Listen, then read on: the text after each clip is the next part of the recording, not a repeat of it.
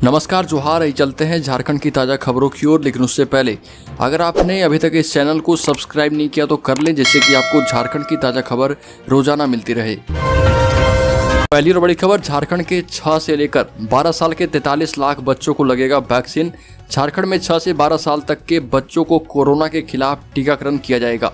Drug controller general of India DCGI ने 5 से 12 साल तक के बच्चों को टीका की आपातकाल अनुमति दिए जाने के बाद स्वास्थ्य विभाग इस श्रेणी में आने वाले बच्चों का आंकड़ा जुटाने में लग गया है। बच्चों का आंकड़ा शिक्षा विभाग से जुटाया जाएगा, क्योंकि इस आयु वर्ग के बच्चे सरकारी या निजी स्कूल में पढ़ाई करते हैं। अगली खबर, झारखंड के सरकारी एवं गैर सरकारी B.Ed संस्थानों में नामांकन के लिए B.Ed संयुक्त प्रवेश प्रतियोगिता परीक्षा जून के पहले या दूसरे सप्ताह में होगी। झारखंड संयुक्त प्रवेश परीक्षा परिषद ने इस परीक्षा में शामिल होने के लिए योग्य अभ्यर्थियों से 30 अप्रैल से 15 मई तक आवेदन की मांग की है। 2 वर्षीय B.Ed पाठ्यक्रम में 85% सीटें झारखंड स्थित विश्वविद्यालयों से उत्तीर्ण अभ्यर्थियों के लिए आरक्षित होगी। अगली खबर, झारखंड के लोहरदगा में खून के रिश्ते को भाई ने किया शर्मसार। झारखंड के लोहरदगा शहरी थाना क्षेत्र में खून के रिश्ते को भाई ने शर्मसार करने का काम किया।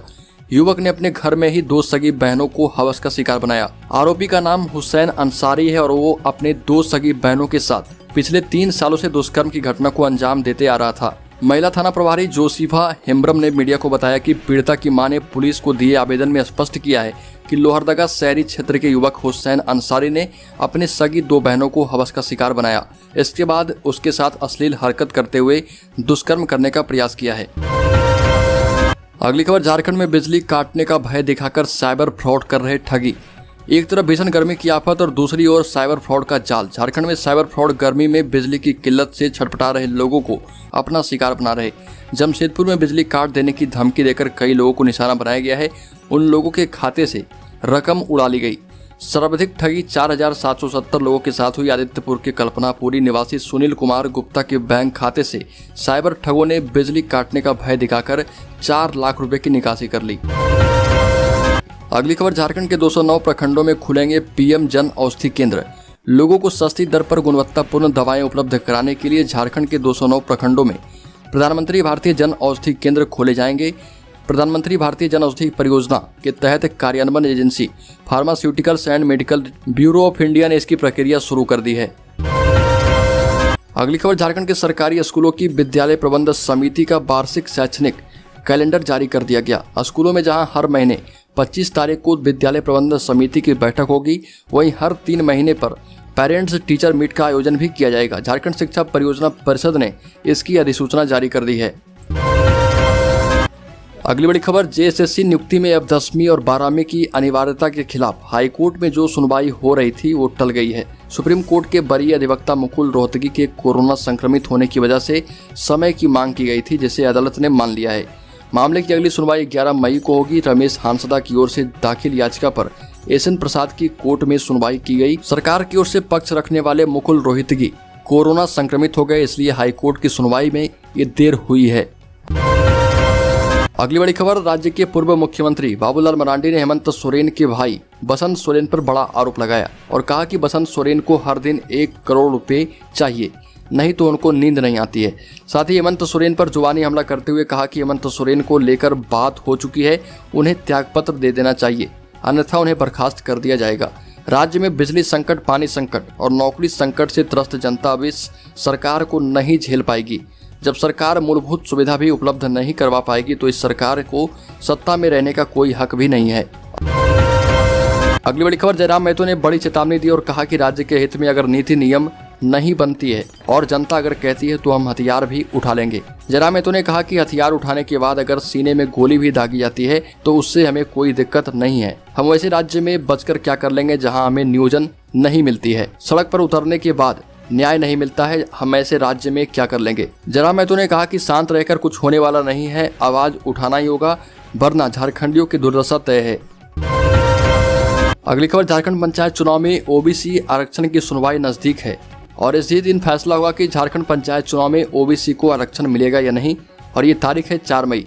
झारखंड पंचायत चुनाव में ओबीसी जाति के प्रत्याशी शामिल हो पाएंगे या नहीं। गिरिडीह की आजसू पार्टी के सांसद चंद्र प्रकाश चौधरी की ओर से बतौर अधिवक्ता अभिजीत मनी त्रिपाठी ने अदालत में अपना पक्ष रखा है। अदालत ने मामले की सुनवाई करते हुए कहा कि इस मामले की अगली सुनवाई 4 मई 2022 को की जाएगी। अगली बड़ी खबर, राज्य में बढ़ते कोरोना संक्रमण को देखते हुए राज्य के सरकारी तथा प्राइवेट स्कूलों को लेकर बड़ा कदम जल्द ही उठ सकता है। पूरे राज्य में मास्क को जरूरी कर दिया जाए। हो सकता है राज्य के स्कूलों के लिए जो अभी सरकार ने गाइडलाइन जारी की है उसके अनुसार स्कूल के बच्चों को मास्क पहनना जरूरी किया गया है। सभी शिक्षक और जो गार्ड हैं या जो पढ़ाई से संबंधित नहीं है और वो स्कूल में कार्यरत हैं उन्हें भी वैक्सीन की दोनों डोज लगी होनी चाहिए। ये अनिवार्य किया गया है, तभी वो उन्हें स्कूल में प्रवेश किया जाए, अन्यथा नहीं। और भी कड़े नियम राज्य में जल्द लागू हो सकते हैं। अगली खबर, झारखंड में बढ़ी राजनीतिक हलचल। पीएम मोदी और अमित शाह से मिले राज्यपाल रमेश बैस, घिर रही है हेमंत सरकार। झारखंड के राज्यपाल रमेश बैस नई दिल्ली में प्रधानमंत्री मोदी व केंद्रीय गृह मंत्री अमित शाह से अलग अलग मुलाकात कर राज्य की वर्तमान हालात व गतिविधियों से अवगत करवाया। राज्यपाल ने प्रधानमंत्री से लगभग आधे घंटे व गृह मंत्री से लगभग 25 मिनट तक बातचीत की। इस दौरान उन्होंने भाजपा के पूर्व सीएम रघुवर दास, प्रदेश अध्यक्ष दीपक प्रकाश, बाबूलाल मरांडी व अन्य द्वारा मुख्यमंत्री हेमंत सोरेन पर गलत ढंग से खनिज लीज खरीद मामले की लिखित शिकायत की जानकारी दी। साथ ही झारखंड उच्च न्यायालय में भी इस मामले में चल रही सुनवाई से अवगत करवाया। अगली खबर, झारखंड के मुख्यमंत्री हेमंत सोरेन राज्य में व्याप्त बिजली संकट को दूर करने में खुद जुट गए हैं और इसके लिए डीवीसी चेयरमैन रामनरेश सिंह के साथ बैठक की और अतिरिक्त 150 मेगावाट बिजली देने की बात भी कही है। इसके बाद डीवीसी ने अतिरिक्त आपूर्ति के लिए बिजली खरीद समझौता करने की बात कही। बैठक के दौरान हेमंत सोरेन ने कहा कि सरकार नियमित रूप से डीवीसी को भुगतान करेगी। इसके बाद डीवीसी चेयरमैन ने शीघ्र अतिरिक्त बिजली की व्यवस्था करने की भी बात कही। ऊर्जा विभाग के प्रधान सचिव अविनाश कुमार के मुताबिक डीवीसी फिलहाल 50 मेगावाट अतिरिक्त बिजली देना शुरू कर देगा। अगली खबर, झारखंड के स्वास्थ्य मंत्री बन्ना गुप्ता को लगा बड़ा झटका। झारखंड के स्वास्थ्य व आपदा प्रबंधन मंत्री बन्ना उर्फ ब्रजेश गुप्ता को तब झटका लगा जब उनके द्वारा जमशेदपुर पूर्वी के विधायक सरयू राय के खिलाफ दायर मानहानि के मुकदमे की सुनवाई करने से जज ने मना कर दिया। बन्ना गुप्ता ने कोविड प्रोत्साहन राशि मामले में गड़बड़ी का आरोप लगाने वाले सरयू राय पर मानहानि का मुकदमा किया था, जिसे कोर्ट ने सुनवाई करने से इनकार कर दिया है। अगली खबर, झारखंड के पूर्व मुख्यमंत्री बाबूलाल मरांडी ने कहा कि मुख्यमंत्री पद से हेमंत सरकार को हटाने के लिए लगातार राज्यपाल से मिलकर अपनी बात भाजपा रख रही है। पूर्व मुख्यमंत्री सह भाजपा विधायक दल के नेता बाबूलाल मरांडी ने कहा कि झारखंड की सत्ता पर एक बहुरूपिया बैठा है और ये भी कहा कि झारखंड मुक्ति मोर्चा सुप्रीमो शिबू सोरेन और उनका पूरा परिवार राज्य का बेड़ा गर्क करने में लगा है। दुमका परिसदन में पत्रकारों से बातचीत के क्रम में उन्होंने कहा कि मुख्यमंत्री हेमंत सोरेन को यह बताना चाहिए कि उनका असल पता ठिकाना क्या है। जमीनों के दस्तावेज को दिखाते हुए कहा कि रांची, बोकारो, धनबाद समेत राज्य के कई हिस्सों में मुख्यमंत्री व इनके परिवार के सदस्यों ने अलग अलग पता दिखाकर जमीन ले ली है। अगली खबर, झारखंड में 1 मई को ड्राई डे, 2 मई से बिकेगी QR कोड वाली शराब। झारखंड में अब नई उत्पाद नीति के अनुसार 2 मई से राज्य में शराब की बिक्री शुरू हो जाएगी। इसकी तैयारियां जोर शोर से चल रही। शराब की अवैध तस्करी रोकने व राजस्व बढ़ाने के लिए ट्रैक एंड ट्रेस पर जोर दिया जाएगा। इसके अलावा अब शराब QR कोड आधारित सुरक्षा होलोग्राम वाले शराब ही राज्य में बिकेंगे। इसका सख्ती से अनुपालन कराने को लेकर ही उत्पाद एवं मद्य निषेध विभाग के सचिव विनय कुमार चौबे ने राज्य के सभी सहायक आयुक्त उत्पाद तथा अधीक्षक उत्पाद के साथ बैठक की है। अगली खबर, प्रधानमंत्री मोदी ने ओमिक्रॉन XE वेरिएंट पर हेमंत सोरेन को चेताया और कहा कि राज्य में कोरोना बढ़ रहा, अलर्ट रहें।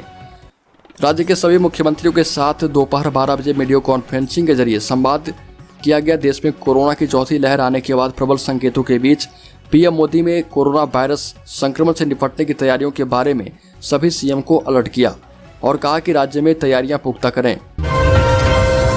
अगली खबर, कार्यवाही से पहले सतर्क हुए हेमंत सोरेन, 2 हाथ की तैयारी है, राज्यपाल पर टिकी है नजरें। अवैध खनन पट्टा लेने संबंधित आरोपों में फंसे मुख्यमंत्री हेमंत सोरेन और उनके भाई विधायक बसंत सोरेन की मुश्किलें बढ़ सकती है। तेजी से बदलते राजनीतिक घटनाक्रम में राज्यपाल रमेश बैस ने नई दिल्ली में प्रधानमंत्री मोदी और केंद्रीय गृह मंत्री अमित शाह से अलग अलग मुलाकात की। सूत्रों के मुताबिक राज्यपाल ने राज्य की राजनीतिक स्थिति से अवगत कराते हुए मुख्यमंत्री और उनके भाई के खिलाफ चल रहे मामले की जानकारी दी है। लेकिन हेमंत सोरेन ने भी अपनी तैयारियां शुरू कर दी है कि किस तरह से इस मुद्दे से लड़ना है। अगली खबर, सीआरपीएफ के आईजी ऑपरेशन राजीव कुमार सिंह, विशेष शाखा के DIP Anoop Birthare, deputy commandant Rohit Kumar व दीपक कुमार चतरा पहुंचे। पुलिस पदाधिकारियों का दल हवाई मार्ग से चतरा पहुंचा। इसके बाद सड़क मार्ग से जिले के हंटरगंज थाना क्षेत्र के जोलडीहा में पहुंचकर यहां नवनिर्मित पुलिस कैंप का निरीक्षण किया। कैंप के निरीक्षण के बाद पदाधिकारी चतरा स्थित सीआरपीएफ 190 बटालियन कैंप में सीआरपीएफ व पुलिस पदाधिकारियों के साथ बैठक की और पंचायत चुनाव की समीक्षा भी की गई। अगली खबर, राज्य सरकार ने अपने सभी विभागों एवं जिलों के डीसी को सरकारी खजाने से निकालकर विभिन्न बैंकों में रखे गए पैसे को तुरंत ट्रेजरी में जमा करने का निर्देश दिया है। वित्त विभाग के प्रधान सचिव अजय कुमार सिंह ने जारी निर्देश में कहा कि जो पैसे लंबे समय से बैंक में पड़े हैं और खर्च नहीं हो पा रहे, उसे तुरंत सरकारी खजाने में जमा करवाएं। और ये भी लिखा कि विभिन्न विभागों एवं प्रमंडल जय बैंकों में लंबे समय से राज्य कोष से राशि निकालकर रखी गई है। यह वित्तीय कदाचार का मामला है। इस तरह से पैसे बैंक खातों में नहीं रखे। साथ ही इन्होंने बैंक खातों में रखे गए पैसों का ब्याज भी ट्रेजरी में जमा करने की हिदायत दी है। अगली खबर, झारखंड का कोयलांचल धनबाद एक बार फिर खतरनाक खूनी संघर्ष की ओर बढ़ रहा। गैंग्स ऑफ वासेपुर से ताल्लुक रखने वाले दो गुट खुलेआम एक दूसरे को धमकी दे रहे। पुलिस कार्रवाई के नाम पर छापेमारी चल रही, लेकिन अपराधियों में कानून का कोई डर नहीं है। एक नए वायरल संदेश में प्रिंस खान के नाम से लिखा गया है कि एसएसपी साहब बस आधे घंटे की मोहलत दे दीजिए, इकबाल को मारकर हम खुद आत्मसमर्पण कर देंगे।